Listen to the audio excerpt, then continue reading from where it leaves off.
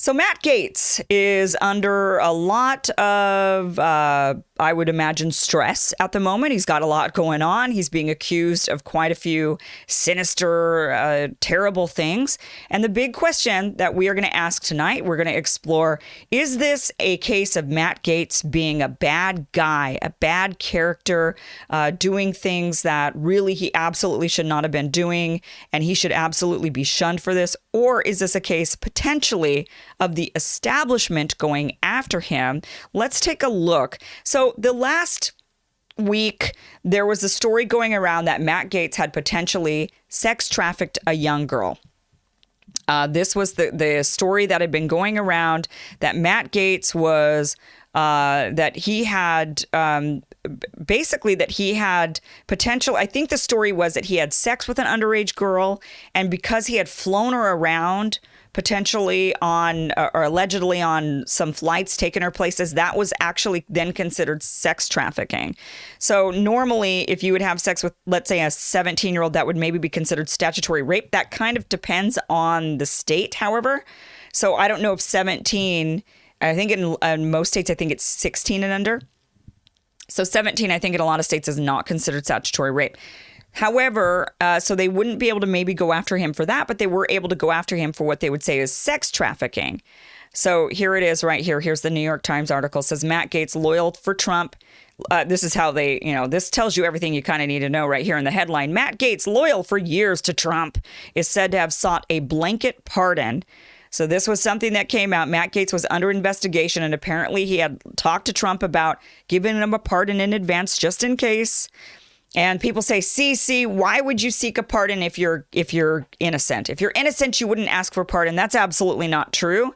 Many of us know that innocent people go to jail all the time, that innocent people are pretty much, they're intimidated into pleading guilty and serving some time, or just pleading guilty and maybe not having to serve but getting probation in exchange for the lighter sentence, and that they would prefer not to risk going in front of a jury or leaving it up to a judge on their innocence or their guilt.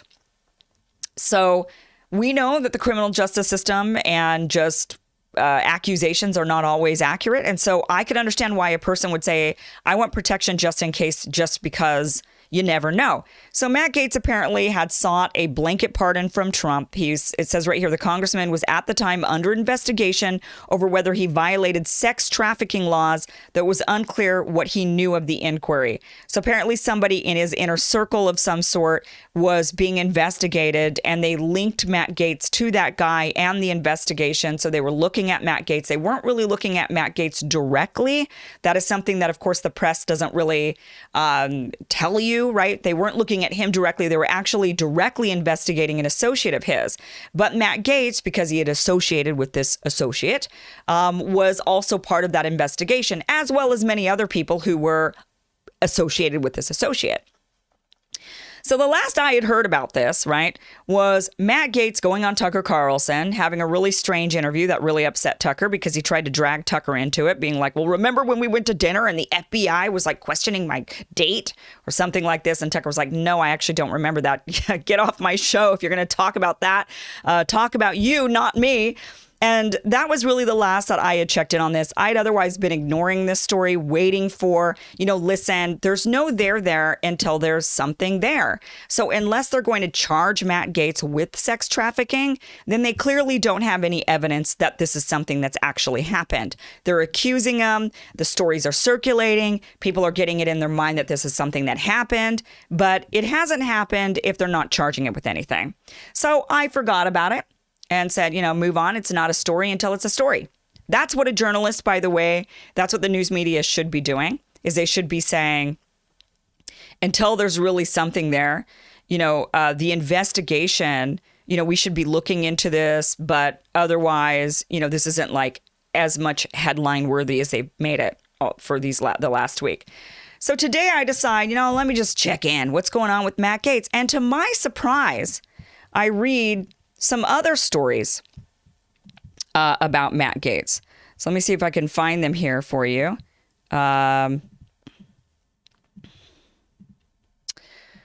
Sorry, because we had this little bit of a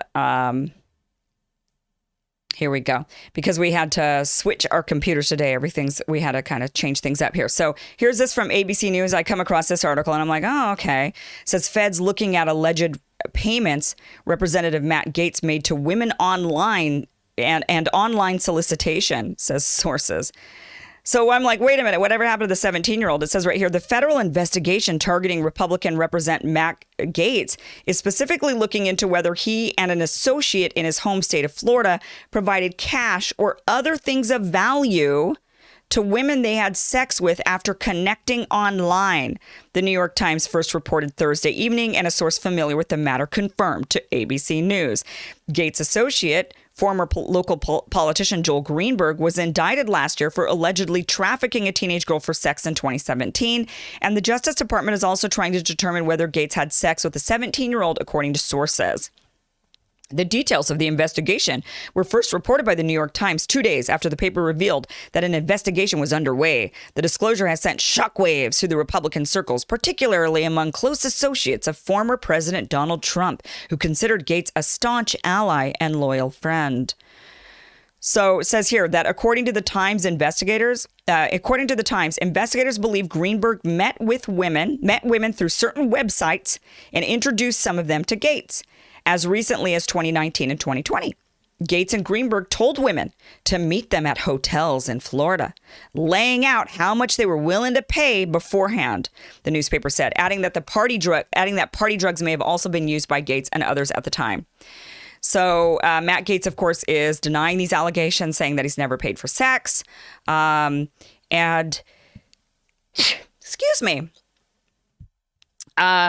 So this is what's kind of happening right now. Now, what's interesting about this story? So I see this story and I'm thinking, wait, whoa, okay. This now looks like a witch hunt.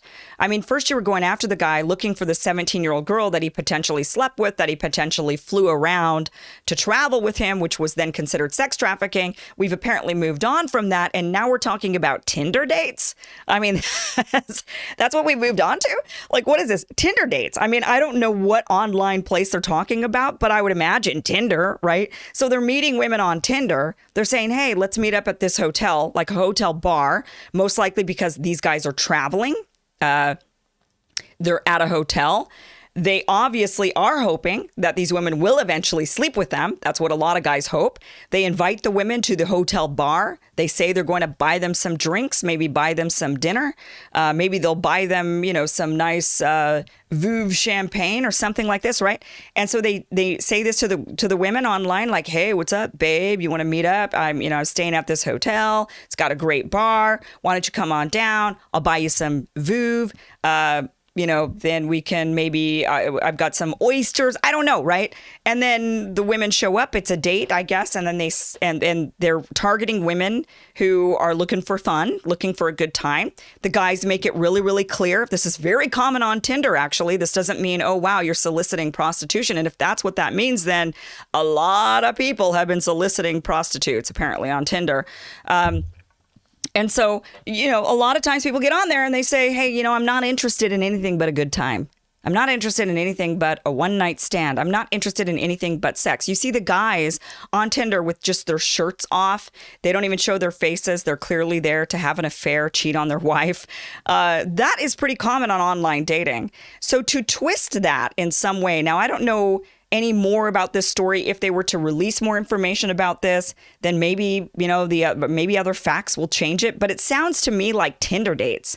And it sounds to me like they were traveling and they were looking for hookups.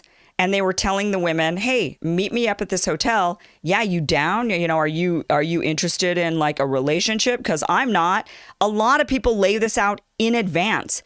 And actually, it's courteous to lay it out in advance. You don't want to lead somebody on into thinking that you're going to have a relationship with them. And suddenly you say to them, hey, listen, I was just here for a night. I was here for a good time. I didn't want anything more than sex. So that's not really the culture anymore in dating. Maybe these old fogies who haven't dated in a long time don't realize this, the people that are investigating Matt Gaetz. But that's the way it works today in 2021 and in 2019 and 2018 and in 2015. This is how this has worked. You go online, you look for a hookup, you make it clear, you tell them, let's meet up, I'll buy you a drink, and then you have sex. Does this mean that every woman who showed up under the pretense that she was going to receive a drink or a bottle of champagne in some sort. Or the guy was going to gift her with tickets to some show. Hey, I can't make this show tomorrow night, but I've got tickets, whatever that might be. Whatever the guy chooses to try to entice this woman to meet up with him for one night and one night only. Does that mean that this woman now is an escort, a prostitute, or someone that he has solicited online for sex in some form of illegal solicitation? Does this mean that the men who also are the ones solicited by the women are women now, because it's happening both ways on Tinder and on other apps like that? Does this now mean that these men are now also prostitutes, male prostitutes, being solicited for sex by the numerous women who say, hey, let's meet up? Usually a woman doesn't say, typically in our culture in America, but this will change. And when it changes, what will that mean? Typically right now, a woman doesn't say, I'll buy you dinner, I'll buy you a drink. Usually the guy does that. So this story is just kind of obviously has turned into this really odd, strange, looking for anything they possibly can to throw Matt Gaetz under the bus. There doesn't seem to be any there still for anything going on with him. Now, why do I think this might possibly be an establishment takedown of Matt Gaetz? Because if you don't know, if you haven't been following Matt Gaetz, which I have been because I find him to be a really interesting politician, is he a bit, too polished and kind of, seems greasy like a used car salesman in a lot of ways? Yeah, Matt Gaetz kind of has that thing going on, right? Like he seems shystier, sort of like a salesman-y in some way, like too polished. I don't really like that aspect of him. I'd like somebody a little rougher around the edges. But nonetheless, Matt Gaetz has done a lot of really good things while he's been in Congress. Now, I don't agree with him on a lot. He's a Republican, and I don't agree with a lot of the things that he thinks is the right way for this country to go in, but I do agree with him a lot of other things. Now, let's talk about how Matt Gaetz has actually been an enemy to the establishment for quite some time. Have you ever seen, here's this on HBO, The Swamp. Have you ever seen The Swamp on HBO? I recommend everybody watch this. Watch this show, watch this movie, The Swamp. This follows Matt Gaetz and also Ken Buck from Colorado and Thomas Massey from Kentucky. And it really showcases a Republican effort to drain the swamp, a Republican effort to swear off PAC money, a Republican effort to make change in the establishment. You'll see during this movie that Matt Gaetz works regularly with Ro Khanna. You'll see that Matt Gaetz regularly is trying to discussing behind the scenes and in front of the camera on Fox News, trying to transform Washington in a way that actually works for the people, a more progressive view of how things should work. Now, here's another thing. This is a political article. This was from early 2020 here. It says Representative Matt Gaetz, top Trump ally, swears off PAC money. Says, I've never turned tricks for Washington's PAC, but as of today, I'm done picking up their money in the nightstand, the Florida Republican said. So, yeah, it kind of seems like he says, listen, I'm not going to be a prostitute for the establishment anymore. So what? The establishment instead accuses him of paying for prostitutes. Here's another one from Matt Gaetz. Here's another reason why he might be an enemy of the establishment. Says, here's a tweet from him. President Trump is listening to the many of us who are urging him to pardon Snowden. It's the right thing to do, as he retweets Glenn Greenwald. This is Matt Gaetz for you. Matt Gaetz regularly worked with Tulsi Gabbard on a number of progressive pieces of legislation to pardon Snowden, amongst other things. Matt Gaetz was also very much a anti-war person. Here's one from the Washington Post. Matt Gaetz, the Trumpiest congressman, cites principles for bucking president on war powers. Kevin McCarthy is very shocked. Oh boy, he pissed off the wrong people. Says right here that Representative Matt Gaetz has been called the Trumpiest congressman in Trump's Washington, a judgment that he features proudly and prominently on his campaign homepage, along with quotes depicting him as Trump's best buddy, Trump's ultimate defender, and the rising star of the Trumpian right. Gaetz wants so much to impress President Trump that he sometimes wakes up around 5 a.m. so he can be on Fox and Friends as early as possible. That's when the president is watching, he told the Washington Post. Okay. He is one of three. It says right here, Gaetz was one of three Republicans who voted in favor of a House resolution to prevent Trump from taking additional military action against Iran unless Congress declares war or in the event of, quote, an imminent armed attack upon the United States, unquote. The president and the Republican leadership vigorously opposed the measure, and Matt Gaetz voted against that because he is consistently anti-war. So you connect the dots for me. What do you think? You've got all of these things here. You've got Matt Gaetz swearing off PAC money. You've got Matt Gaetz saying pardon Snowden. You've got Matt Gaetz saying no to war. Matt Gaetz voting to limit presidential war powers, one of only three Republicans. Matt Gaetz working with people like Tulsi Gabbard and Ro Khanna. Matt Gaetz being declared the Trumpiest congressman in Washington. And you tell me, is there any odd reason why the establishment might want to get rid of this guy? Because it looks to me like they absolutely would want to get rid of him.